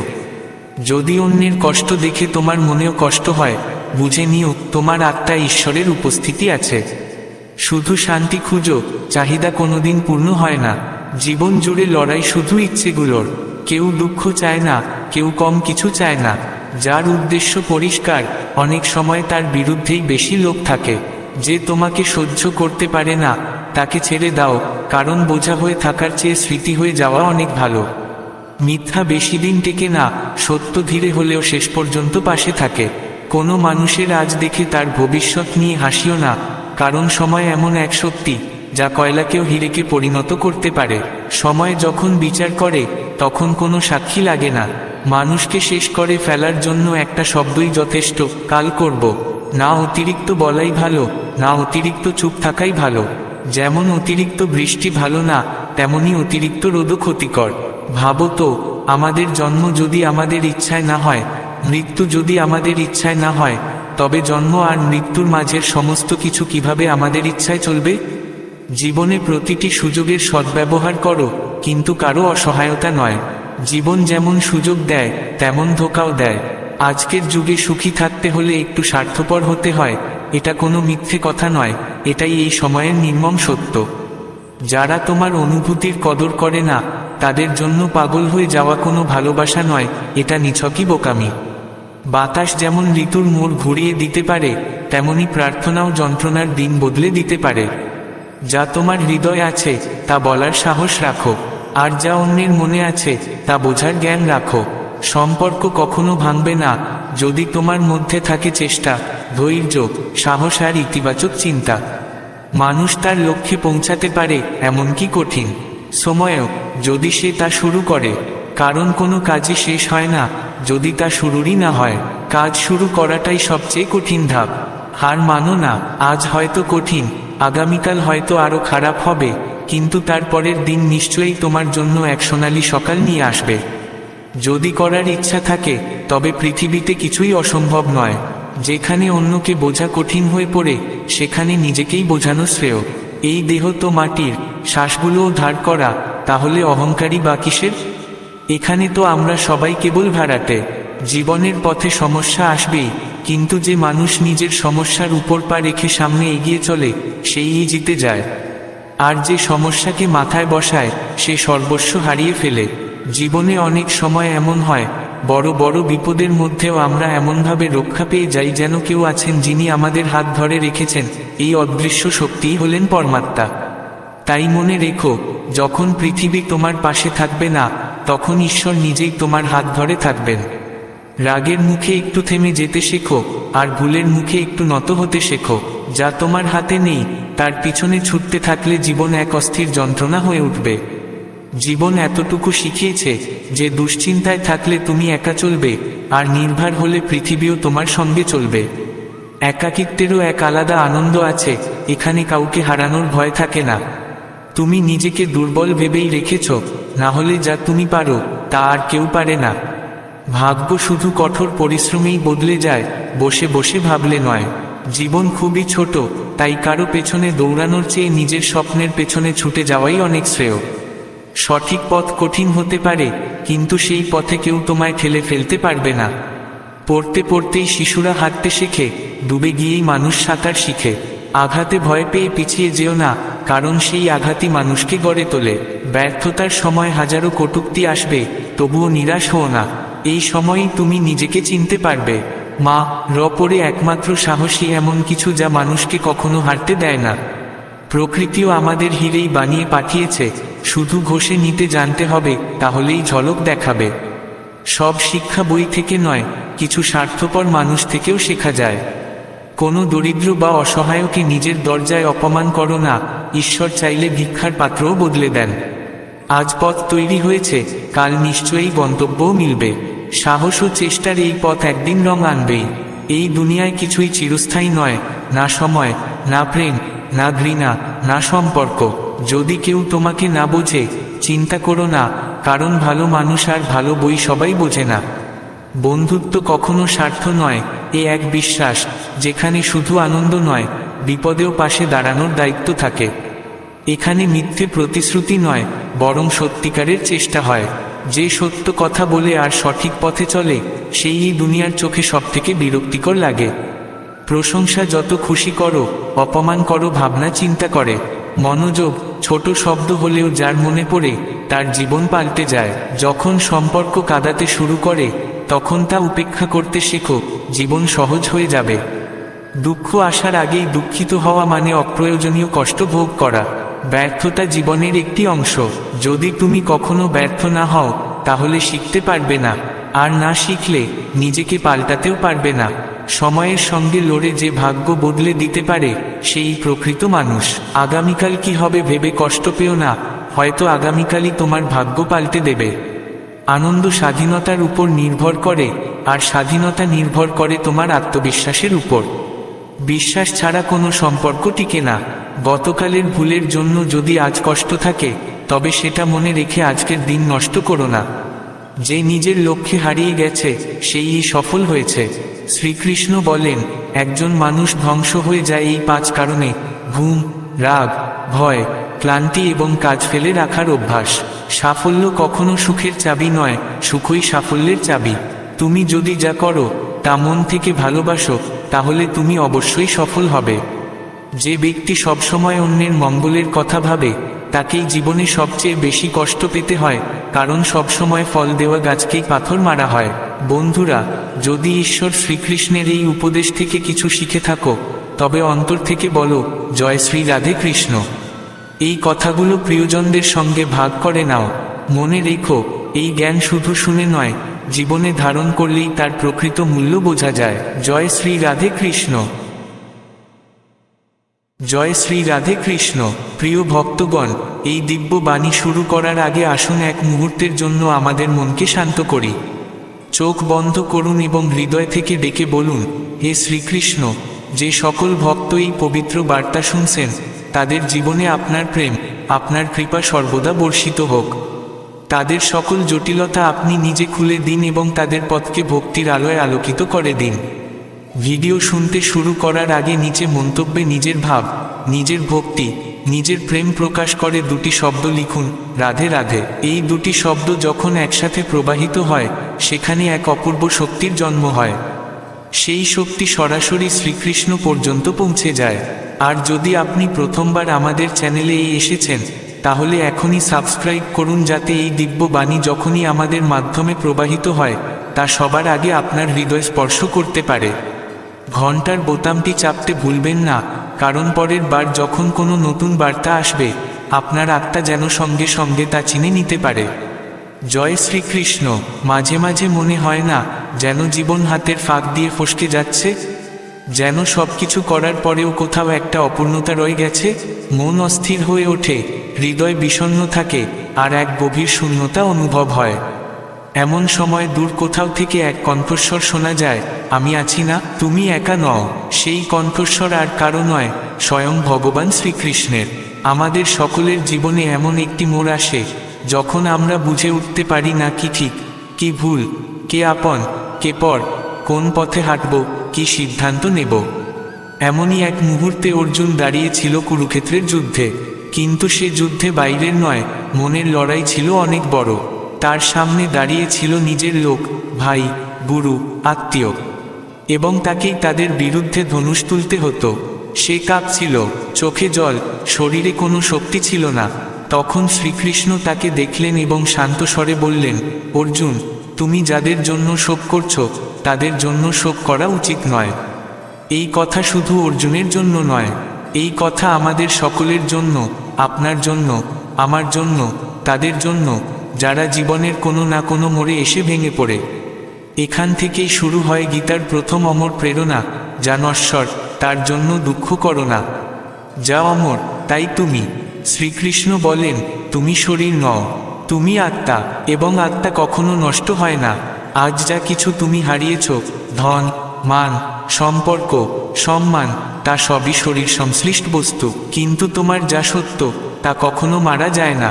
একবার এক যুবক আমার কাছে এসেছিল, খুবই ভগ্নমন ছিল। তার চাকরি চলে গিয়েছিল, প্রেমিকা ছেড়ে চলে গিয়েছিল, সে সম্পূর্ণরূপে ভেঙে পড়েছিল। বলল, এখন আর বাঁচার কোনো কারণ নেই। আমি তাকে জিজ্ঞেস করলাম, তুমি এখনো শ্বাস নিচ্ছ তো? সে বলল, হ্যাঁ। আমি বললাম, তাহলে তো কিছুই শেষ হয়নি। ভগবান শ্রীকৃষ্ণও তো এটাই বলেন, তুমি বেঁচে আছো, তার মানে এই যে তুমি এখনো যাত্রায় আছো, তুমি এখনো কর্ম করতে পারো। যাকে তুমি হারিয়েছ, যদি তা সত্যিই তোমার হয় তাহলে তা কখনোই হারাবে না। আর যা চলে গেছে, হয়তো তা তোমার পথ থেকে সরিয়ে দেওয়া হয়েছে যাতে তুমি এগিয়ে যেতে পারো। আমরা প্রায়ই জিনিসের সঙ্গে নিজেদের জড়িয়ে ফেলি, একটি সম্পর্ক, একটি চাকরি, একটি পরিচয়। আর যখন তা কেড়ে নেওয়া হয় তখন মনে হয় সব কিছু শেষ। কিন্তু শ্রীকৃষ্ণ বলেন, এগুলো সবই ক্ষণিকের। তুমি তোমার প্রকৃত রূপকে চিনতে শেখো, তুমি আত্মা, তুমি অনন্ত। জীবনের সমস্ত দুঃখ, সমস্ত যন্ত্রণা এই ভুল থেকেই জন্ম নেয়। আমরা নিজেদের শরীর আর তার সঙ্গে যুক্ত জিনিসগুলোর সঙ্গে একাত্ম করে ফেলি। এরপর ভীত অর্জুন জিজ্ঞেস করে, যদি আমি যুদ্ধ করে হেরে যাই? তখন শ্রীকৃষ্ণ হাসেন এবং বলেন, তোমার অধিকার আছে শুধু কর্মে, ফলে নয়। এটিই গীতার দ্বিতীয় অমর প্রেরণা। কর্ম করো, কিন্তু ফলের চিন্তা করো না। আজ আমরা যা কিছু করি তার পিছনে কোনো না কোনো প্রত্যাশা থাকে। যদি আমরা ভালোবাসি তবে প্রতিদানে ভালোবাসা চাই। যদি আমরা পরিশ্রম করি তবে তার ফলাফল চাই। আর যদি তা না মেলে তবে আমরা ভেঙে পড়ি। শ্রীকৃষ্ণ আমাদের শেখান, তুমি শুধু তোমার কর্তব্য পালন করো, সাফল্য ব্যর্থতা আমার দায়িত্ব। একজন গরিব কৃষককে দেখো, সে মাঠে বীজ বোনে, সে জানে না বৃষ্টি হবে কিনা, কারণ তা তার হাতে নেই। তবুও সে প্রতি বছর পরিশ্রম করে। কেন? কারণ সে জানে এটাই তার কর্ম। ফল কে দেবে সেটা উপরের দায়িত্ব। আমি একবার এক স্কুল শিক্ষিকাকে জিজ্ঞেস করেছিলাম, আপনি এত বছর ধরে পড়াচ্ছেন, তাও সামান্য বেতনে, কোনো সম্মান ছাড়াই, কেন? তিনি বললেন, কারণ এটাই আমার ধর্ম। আমার ক্লাসে যে প্রতিটি বাচ্চা আসে সে আমার কাছে একটা বীজ। আমি জানি না সে গাছ হবে কিনা, কিন্তু আমি তাকে জল দিতে কখনো ভুলব না। তিনি শ্রীকৃষ্ণের পথ অনুসরণ করছেন। যদি আপনি কোনো ভালো কাজের সঙ্গে যুক্ত থাকেন, তবুও যদি ফলাফল না দেখেন, তাহলে ভেঙে পড়বেন না। কারণ গীতার তৃতীয় অমর প্রেরণা বলে, সৎকর্ম কখনো বৃথা যায় না। তোমার প্রতিটি প্রচেষ্টা, সে আজ ফল দিক বা না দিক, কোথাও না কোথাও তা সঞ্চিত হয়। যেমন নদীর প্রতিটি বিন্দু মিলেই এক বিশাল সাগরের সৃষ্টি হয়, তেমনি তোমার প্রতিটি ছোট্ট প্রচেষ্টা এক মহান পরিবর্তনের ভিত্তি রচনা করে। আমার এক বন্ধু বহুবার প্রতিযোগিতামূলক পরীক্ষায় বসেছিল, কিন্তু প্রত্যেকবারই ব্যর্থ হয়েছিল। মানুষ তাকে নিয়ে হাসাহাসি করত, এমনকি পরিবারের লোকজনও কটাক্ষ করত, কিন্তু সে শ্রীকৃষ্ণের একটি বাণী আঁকড়ে ধরেছিল, প্রচেষ্টা বৃথা যায় না। যখন সবার আশা শেষ হয়ে গিয়েছিল, ঠিক সেই শেষবারেই তার নির্বাচন হয়ে গেল। যারা শুধুই ফল দেখে, তারা অনেক সময় হেরে যায়, কিন্তু যারা প্রতিটি পদক্ষেপকে নিজের ধর্ম হিসেবে গ্রহণ করে, তারাই জীবনদৌড়ে বিজয়ী হয়। আজ তুমি নিজেও ভাবো, তুমি কি কেবল ফলের জন্য কাজ করছো, নাকি শ্রীকৃষ্ণের মতো কর্মকেই পূজা মনে করছো? যদি কিছু তোমাকে থামিয়ে দিচ্ছে, তবে জেনে রেখো সেটা তোমার নিজের মনে ভয়, ঈশ্বরের ইচ্ছা নয়। কারণ শ্রীকৃষ্ণ নিজেই বলেছেন, আমি সেই ব্যক্তির সহায় হই, যে আন্তরিকতা ও বিশ্বাস নিয়ে কর্ম করে। তোমার বিশ্বাসই তোমার সবচেয়ে বড় শক্তি। অনেক সময় মনে হয় আমরা একা, সমস্ত দায়িত্ব আমাদের কাঁধে। কিন্তু মনে রেখো, যখন অর্জুন সাহস হারিয়েছিল, তখন ভগবান স্বয়ং তার সারথি হয়ে দাঁড়িয়েছিলেন। তিনি রথের সামনে ছিলেন না, পেছনে ছিলেন, কিন্তু রথের সমস্ত দিক নির্দেশনার ভার ছিল তার হাতে। আজ তুমি যদি ক্লান্ত, ভীত, বিভ্রান্ত হও, তাহলে একবার চোখ বন্ধ করে মনের মধ্যে বলো, জয় শ্রীকৃষ্ণ। তুমি দেখবে তিনি নিঃশব্দে তোমার রথের লাগাম নিজের হাতে তুলে নেবেন। শ্রীকৃষ্ণ অর্জুনকে বলেছিলেন, তুই নিজের স্বভাব অনুযায়ী কর্ম করবি, কিন্তু সেই কর্মকে মোহ, ভয় বা বিভ্রম দ্বারা বাঁধিস না। কতবার এমন হয়েছে, আমাদের কিছু বলা উচিত, কোনো সিদ্ধান্ত নেওয়া দরকার, কিন্তু আমরা থেমে যাই, ভয়, অনিশ্চয়তা কিংবা লোকে কি বলবে এই ভেবে।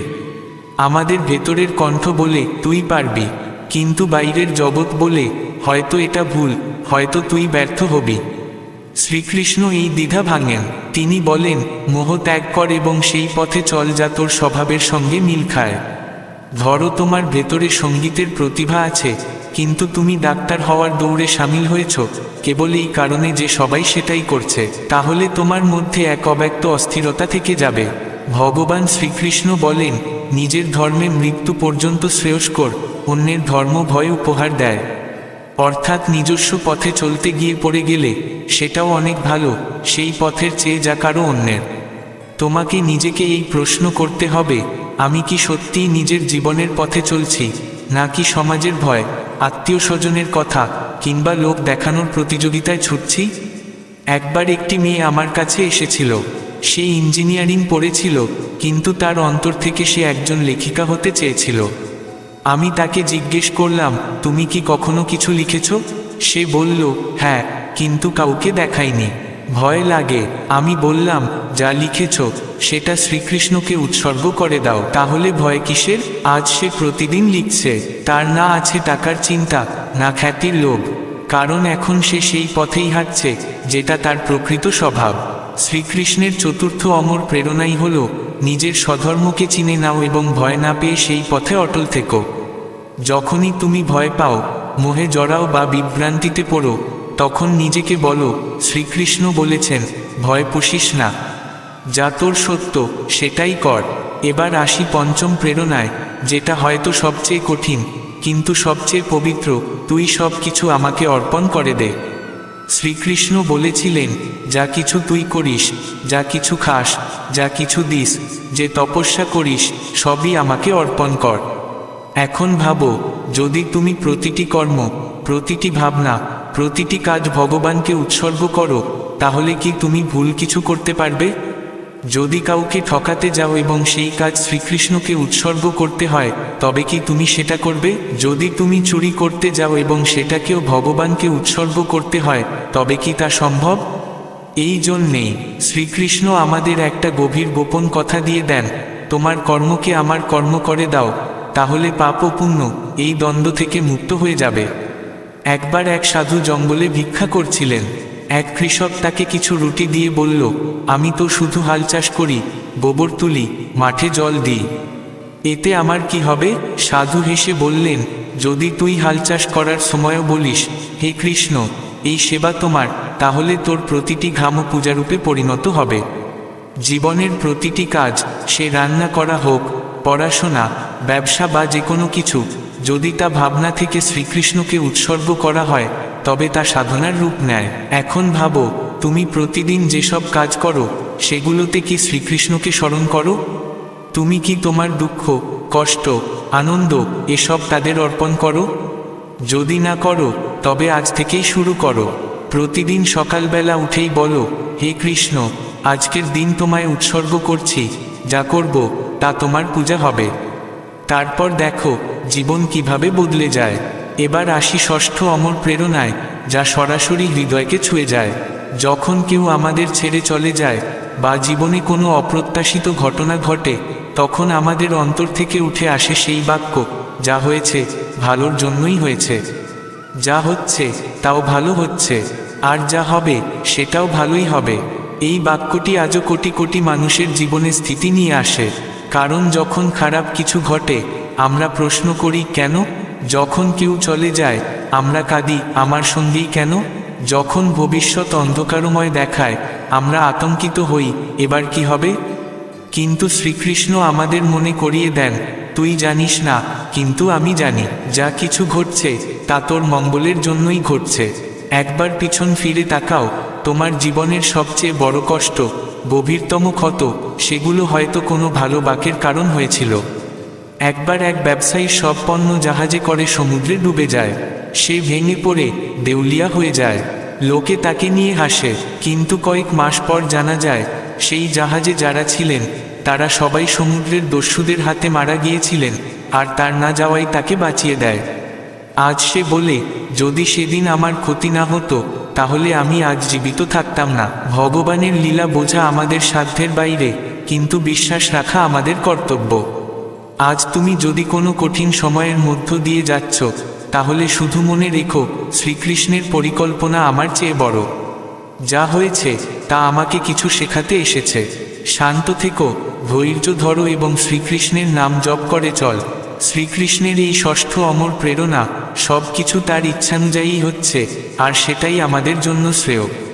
এটি তোমার জীবনে সহনশীলতা, বিশ্বাস এবং এক গভীর শান্তি এনে দেয়। আজ তুমি যা শুনলে তা শুধু শব্দ নয়, বরং এটি এক যাত্রা, নিজের অন্তরে ঝুঁকে দেখা, নিজের সত্যকে চিনে নেওয়া এবং ভগবান শ্রীকৃষ্ণের প্রতি পূর্ণ সমর্পণের এক শুদ্ধ পথ। অনেক সময় আমরা ভাবি এই কথাগুলো সব ঠিক আছে, কিন্তু এগুলো করা কি এত সহজ? তখন মনে রেখো, অর্জুনও ঠিক এমনটাই ভাবছিল। কিন্তু যখন সে চোখ বন্ধ করল এবং শ্রীকৃষ্ণের বাণীর উপর বিশ্বাস রাখল, তখন শুধু বাইরের যুদ্ধ নয়, অন্তরের যুদ্ধও সে জিতে নিল। এখন শুরু করি আজকের সপ্তম অমর প্রেরণার কথা, মনি বন্ধুও মনি শত্রুও। যখন অর্জুন যুদ্ধ থেকে পালাতে চেয়েছিল, যখন তার মন কাঁপছিল, তখন শ্রীকৃষ্ণ বলেছিলেন, ঊর্ধ্বর্থাত্মান আত্মান ন আত্মান মোক্ষাদয়েৎ আত্মৈব হসত্তন বন্ধুরত্বৈব রিপুরাত্মন। যার অর্থ, তুই নিজেই নিজের বন্ধু, আবার তুই নিজেই নিজের শত্রু। এখন একটু থেমে ভাবো, কতবার তুমি নিজের সঙ্গেই লড়েছ? যখন কেউ পাশে ছিল না, তখনও এক সাধু হেসে বলেছিলেন, আমি একা নই, আমার মনই আমার সঙ্গী, তাই আমি কখনো একা হই না। তাই যদি তুমি জীবনে একাকিত্ব অনুভব করো বা ভেঙে পড়ো, তাহলে প্রথমেই নিজের মনকে দেখো। সে কি চায়? সে কি পথভ্রষ্ট? সে কি কোনো বিভ্রান্তিতে আছে, নাকি কেবলমাত্র শ্রীকৃষ্ণের নামই তার প্রয়োজন? শ্রীকৃষ্ণ বলেন, যে ব্যক্তি নিজের মনকে জয় করতে পারে সে গোটা জগৎকেও জয় করতে পারে। এবার আসি অষ্টম অমর প্রেরণায়। সুখ দুঃখ, লাভ ক্ষতি, জয় পরাজয়, এই সব কিছুর মধ্যে সমভাব ধারণ করো। শ্রীকৃষ্ণ অর্জুনকে বলেছিলেন, সমত্বং যোগ উচতে, অর্থাৎ যোগ মানে হচ্ছে সমতা, না সুখে উদ্বেল হওয়া, না দুঃখে ভেঙে পড়া। এখন ভাবো, যখন ভালো সময় আসে তখন আমরা আনন্দে আত্মহারা হই, দেখো আমার পরিশ্রমে ফল মিলল, আমি কত যোগ্য। কিন্তু যখন খারাপ সময় আসে তখন আমরা বলি, ভগবান আমার সঙ্গে এমন কেন করলেন? এই অসাম্যই আমাদের দুর্বল করে তোলে। শ্রীকৃষ্ণ চান আমরা স্থির থাকি, না অহংকারে ফুলি, না হার মেনে ভেঙে পড়ি। একবার এক ধনকুবের ব্যবসায়ী দেউলিয়া হয়ে গেল। সে এক মন্দিরে গিয়ে হাউমাউ করে কাঁদছিল। তখন এক বৃদ্ধ সাধু তাকে বললেন, বেটা, আজ যা হারিয়েছ কাল তা ফিরে আসতেও পারে। কিন্তু আজ যে মানসিক ভারসাম্য হারিয়েছ, সেটা ফেরাতে গোটা জীবন কেটে যেতে পারে। নিজের মনকে আঁকড়ে ধরো, কারণ ধন সম্পদ তো আসা যাওয়ার জিনিস। এই জন্যেই শ্রীকৃষ্ণ আমাদের শিক্ষা দেন, সুখ দুঃখকে সমভাবে দেখো। যখন দুঃখ আসে তখন নিজেকে বলো এটাও কেটে যাবে, আর যখন সুখ আসে তখন নিজেকে স্মরণ করাও এটাও চিরস্থায়ী নয়। তখনই জীবনে স্থিতি আসে এবং সেটাই প্রকৃত শান্তি। এবার নবম অমর প্রেরণার দিকে আসা যাক, যা সবচেয়ে কোমল, সবচেয়ে মায়াময়। শ্রীকৃষ্ণ বলেন, আমি প্রতিটি জীবের হৃদয়ে বসবাস করি। তিনি বলেন, ঈশ্বর সর্বভূতানাং নির্দেশে অর্জুন তিষ্ঠতি, অর্থাৎ আমি প্রতিটি জীবের হৃদয়ের গভীরে অবস্থান করি। এখন ভাবো, যে মানুষটি তোমাকে ঠকিয়েছে, যাকে তুমি ঘৃণা করো, যার প্রতি তোমার রাগ জমে আছে, তার হৃদয়ের মধ্যেও তো শ্রীকৃষ্ণ বিরাজ করছেন। যাকে তুমি অপছন্দ করো, যে তোমার শত্রু, সেও তো সেই এক পরমাত্মার অংশ। তাহলে বলো, কিভাবে তুমি তাকে ঘৃণা করতে পারো, যখন জানো তার ভেতরেই শ্রীকৃষ্ণ লুকিয়ে আছেন? এই শিক্ষা আমাদের ক্ষমা করতে শেখায়, সহানুভূতি জাগায়, সহনশীল করে তোলে। একবার এক নারী ভগবানের কাছে বললেন, আমি তোমার ভক্ত, কিন্তু আমার স্বামী খুব রাগী। আমি কিভাবে সহ্য করব? ভগবান বললেন, প্রতিবার যখন সে রেগে যাবে, তাকে আমার রূপে দেখো, হয়তো তোমার মন ক্ষমা করতে শিখে যাবে। ঠিক তেমনই হলো, যখন আমরা কারো মধ্যে ভগবানকে দেখতে শুরু করি, তখন বিরোধ মিটে যায়, অহংকার ভেঙে যায়, আর ভালোবাসা প্রস্ফুটিত হয়। শ্রীকৃষ্ণ অর্জুনকে আরও বলেছিলেন, আমি কারো প্রতি বিদ্বেষ পোষণ করি না, আবার বিশেষ প্রেমও করি না। তবে যে আমাকে প্রেম করে ডাকে, আমি তারই হয়ে যাই। অর্থাৎ তুইও এমন হ, সবার সঙ্গে সমভাবে ব্যবহার কর। এখন ভাবো, যদি আমরা প্রতিটি মানুষের মধ্যে শ্রীকৃষ্ণকে দেখতে শুরু করি, তাহলে কি আর কোনো বিরোধ থাকবে? কোনো হিংসা থাকবে? থাকবে না।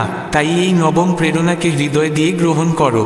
প্রতিটি জীবের মধ্যে ভগবানকে দেখতে শেখো, হয়তো তখনই তোমার মন মুক্ত হবে।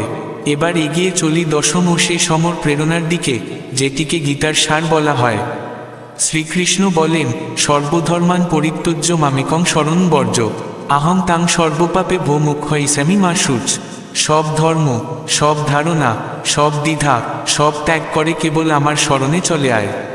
আমি তোর সমস্ত পাপ, সমস্ত দুঃখ, সমস্ত বন্ধন থেকে তোর মুক্তি ঘটাব। চিন্তা করিস না। এই বাক্য যেন মায়ের কোলে আশ্রয়, যেখানে আমরা কাঁদতে পারি, ভেঙে পড়তে পারি, কিন্তু তবুও নিজেকে নিরাপদ অনুভব করতে পারি। শ্রীকৃষ্ণ এই কথা বলেছিলেন সেই সময় যখন অর্জুনের সব যুক্তি শেষ হয়ে গিয়েছিল, তার মন সম্পূর্ণ ভেঙে পড়েছিল।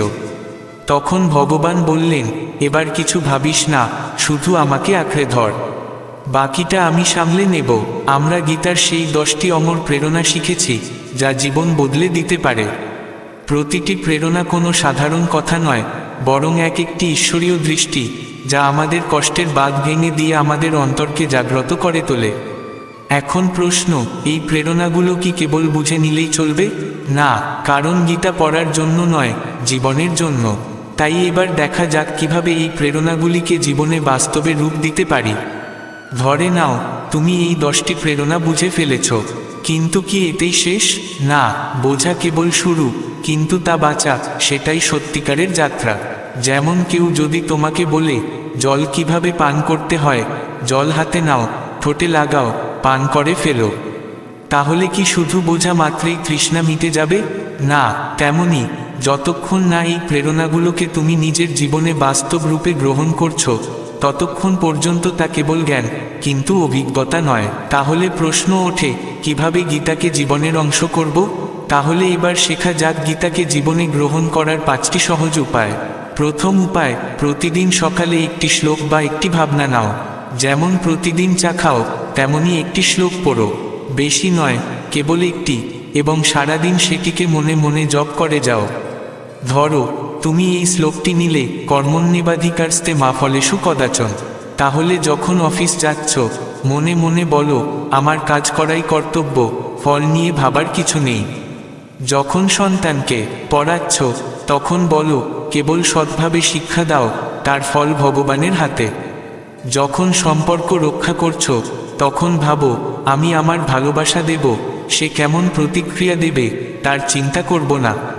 তুমি দেখবে একটি মাত্র শ্লোকই সারাদিনের প্রতিটি কাজে রং ঢেলে দিচ্ছে। দ্বিতীয় উপায়, প্রতিটি দুঃসময়ে নিজেকে জিজ্ঞেস করো, শ্রীকৃষ্ণ হলে কি করতেন? যখন মনে দ্বিধা আসে, রাগ ওঠে, হতাশা গ্রাস করে, তখন এক মুহূর্ত থেমে নিজেকে প্রশ্ন করো, আমার জায়গায় যদি শ্রীকৃষ্ণ থাকতেন, উনি কি করতেন? তুমি উত্তর পাবে, কখনো নিশ্চুপ থাকতেন, কখনো ভালোবাসা দিয়ে কথা বলতেন, কখনো যুদ্ধও করতেন, কিন্তু সব সময় ধর্ম ও দয়াকে আঁকড়ে থাকতেন। শ্রীকৃষ্ণ কেবল একরূপ নন, তিনি কখনো রণছোড়, কখনো অর্জুনের সারথি, কখনো হাস্যময়, আবার কখনো রুদ্ররূপীয়। কিন্তু সব সময় তিনি যা করতেন তা সময়োপযোগী ধর্ম ছিল। তাই যখনই দ্বিধা বা অস্পষ্টতা আসবে, শুধুই নিজেকে জিজ্ঞেস করো, শ্রীকৃষ্ণ হলে কি করতেন? তৃতীয় উপায়, প্রতিদিন রাতে আত্মপরীক্ষা করো। ঘুমাতে যাওয়ার আগে নিজেকে একটি প্রশ্ন করো, আজ কি গীতার কোনো এক সূত্র আমি বাস্তব জীবনে অনুসরণ করেছি? হতে পারে তুমি কাউকে ক্ষমা করেছ, তাহলে তুমি সমত্বের অনুশীলন করেছ। অথবা কোনো সিদ্ধান্তে কারো মঙ্গল ভেবে চলেছ, তাহলে তুমি স্বধর্ম পালন করেছ। কিংবা তুমি অপমানের জবাবে শান্ত ছিলে, তাহলে তুমি নিজের মনকে বন্ধু বানিয়েছ। এই প্রতিদিনের আত্মপরীক্ষা তোমাকে ধীরে ধীরে জ্ঞান থেকে অভিজ্ঞতার পথে এগিয়ে নিয়ে যাবে। চতুর্থ উপায়, শ্রীকৃষ্ণকে বন্ধু করো, দূরে রেখো না।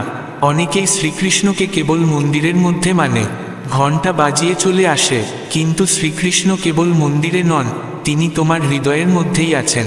তাকে নিজের সখা মনে করো, একেবারে সেইভাবে যেমন অর্জুন করেছিলেন।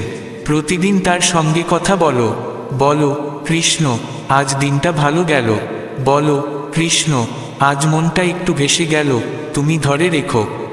বলো, কৃষ্ণ তোমার সঙ্গে কথা বলে ভালো লাগে।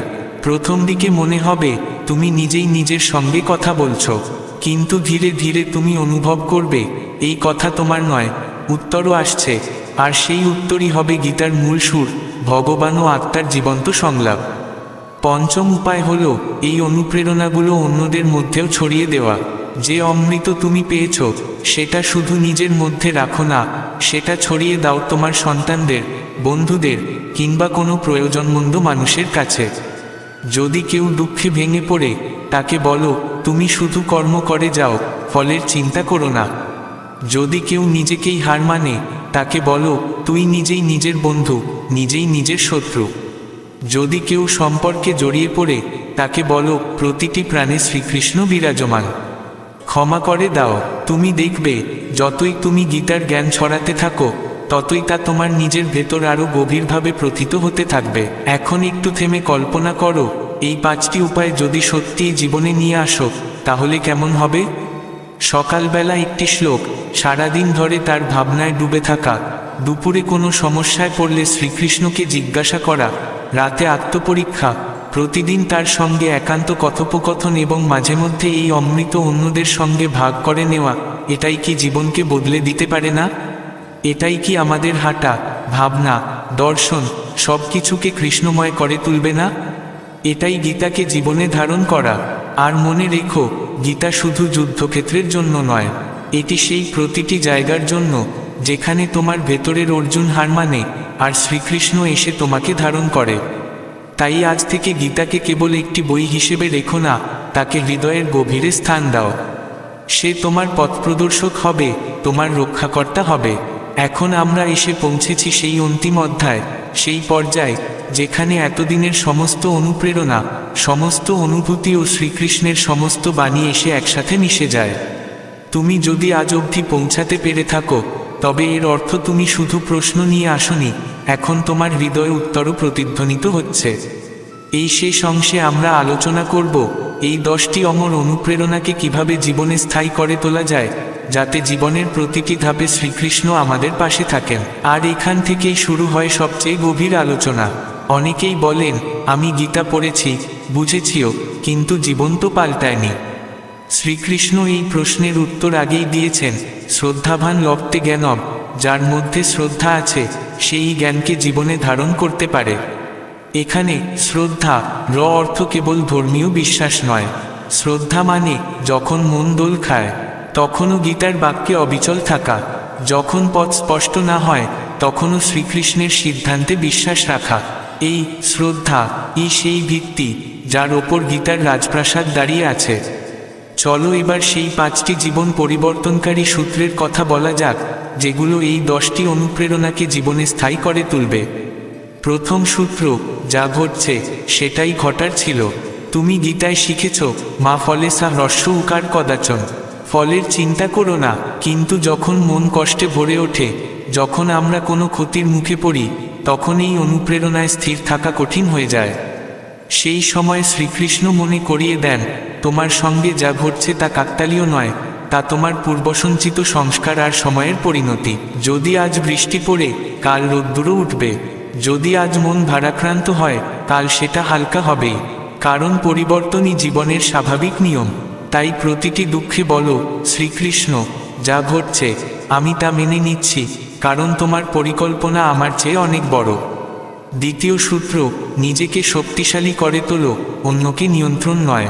শ্রীকৃষ্ণ বলেন, উদ্ধারেন আত্মমানম ন আত্মমানম অবসাদয়েৎ। তুমি নিজেই নিজের উদ্ধার করতে পারো, দুনিয়াকে পাল্টাতে যেও না। নিজেকে এমনভাবে গড়ে তোলো যে দুনিয়া তোমার কিছুই করতে না পারে।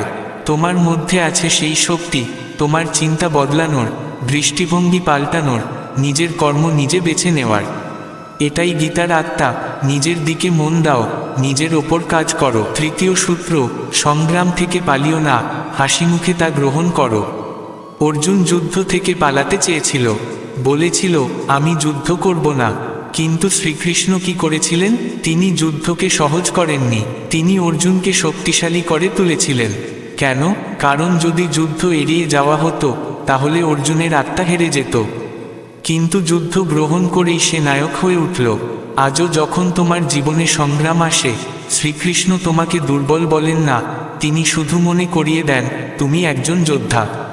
তাই প্রতিবার কোনো কঠিন পরিস্থিতি আসলে নিজের মনেই বলো, আমি অর্জুন, আর শ্রীকৃষ্ণ আমার সারথি। চতুর্থ সূত্র, যা পেয়েছ তার সম্মান করো, যা পাওনি তার ভার বোঝা করো না। আজ সবাই কোনো না কোনো কারণে দুঃখিত, আমার টাকা নেই, সম্মান নেই, সময় নেই। কিন্তু শ্রীকৃষ্ণ বলেন, তৎসুখং সত্যিজম আত্মবুদ্ধি প্রসাদজম। প্রকৃত সুখ আসে ভেতর থেকে, বাইরে থেকে নয়। যা পেয়েছ তার মধ্যে আনন্দ খুঁজে নাও, আর যা পাওনি তা পাওয়ার আগ্রহ রাখো, তবে তার অভাবে দুঃখিত হও না। শ্রীকৃষ্ণ গরু চড়াতেন, কিন্তু মনে ছিলেন রাজাদের থেকেও ধনবান। কেন? কারণ তিনি অন্তরের সেই গুপ্তধন খুঁজে পেয়েছিলেন, একটি শান্তচিত্ত, সন্তুষ্ট মন, আর কৃষ্ণের সঙ্গে একটি অটুট সম্পর্ক। পঞ্চম সূত্র, মৃত্যু ভয় নয়, আত্মার অমরতার উপলব্ধি। গীতার সবচেয়ে গভীর কথা এটাই, ন জায়তে ম্রিয়তে বা কদাচিৎ। আত্মা জন্ম নেয় না, মরেও না। তুমি এই শরীর নও, তুমি সেই শক্তি, সেই চেতন, যা শুধু অভিজ্ঞতা সঞ্চয় করে। তাহলে মৃত্যুভয় কিসের? প্রিয়জনকে হারানোর কিসের বেদনা? যে চলে গেছে সে কেবল শরীর, তার আত্মা আজও শ্রীকৃষ্ণের চরণে, আর প্রতিটি মুহূর্তে সে তোমার সঙ্গেই আছে। এই উপলব্ধি যদি একবার হয়, তবে সমস্ত দুঃখ, সমস্ত ভয় নিজে থেকেই মুছে যাবে। এখন শেষ কথা, গীতাকে জীবনের আয়না করে তোলো। যখনই মন দোল খায়, গীতা খুলে বসো। যখনই আবেগে ভেসে যাও, গীতা পড়ো। যখনই মনে হয় হেরে গেছো, শ্রীকৃষ্ণকে ডেকো। কারণ এই 10টি অমর অনুপ্রেরণা কোনো পৌরাণিক গল্প নয়, এ হলো জীবনের প্রতিচ্ছবি। এটি প্রতিটি মানুষের মনে জাগা সেই প্রশ্নগুলোর উত্তর। এবং এখন, যখন তুমি এই 5টি অধ্যায় পূর্ণ করে ফেলেছ, তখন আমি তোমার কাছে একটা অনুরোধ করব, এই শব্দগুলিকে এখানেই থামিও না। এই অভিজ্ঞতাগুলো ভাগ করে নাও। অন্তত একজনকে গীতার একটি বাণী দিও, তুমি তার জীবন বদলে দিতে পারো। আর যদি কখনো আবার মন দোল খায়, তাহলে এই ধারাবাহিকতাকে আবার শুনো, কারণ শ্রীকৃষ্ণের বাণী প্রতিবার আসে নতুন শক্তি, নতুন দৃষ্টি, নতুন অনুপ্রেরণা নিয়ে। জয় শ্রীকৃষ্ণ। আবার দেখা হবে কোনো নতুন বিষয়ের সঙ্গে। যখন মন ডাক দেবে, তখন আবার শোনাবো শ্রীকৃষ্ণের বাণী।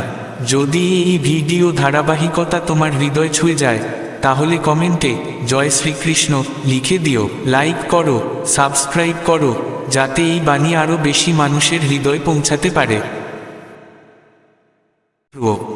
যখন অর্জুন যুদ্ধ থেকে পালাতে চেয়েছিল, যখন তার মন কাঁপছিল, তখন শ্রীকৃষ্ণ বলেছিলেন, ঊর্ধ্বর্থাত্মমান আত্মান ন আত্মমান মোক্ষাদয়েৎ। আত্মৈব হসত্তন বন্ধুরত্বৈব রিপুরাত্মন, যার অর্থ তুই নিজেই নিজের বন্ধু, আবার তুই নিজেই নিজের শত্রু। এখন একটু থেমে ভাবো, কতবার তুমি নিজের সঙ্গেই লড়েছ? যখন কেউ পাশে ছিল না, তখনও এক সাধু হেসে বলেছিলেন, আমি একা নই, আমার মনই আমার সঙ্গী, তাই আমি কখনো একা হই না। তাই যদি তুমি জীবনে একাকিত্ব অনুভব করো বা ভেঙে পড়ো,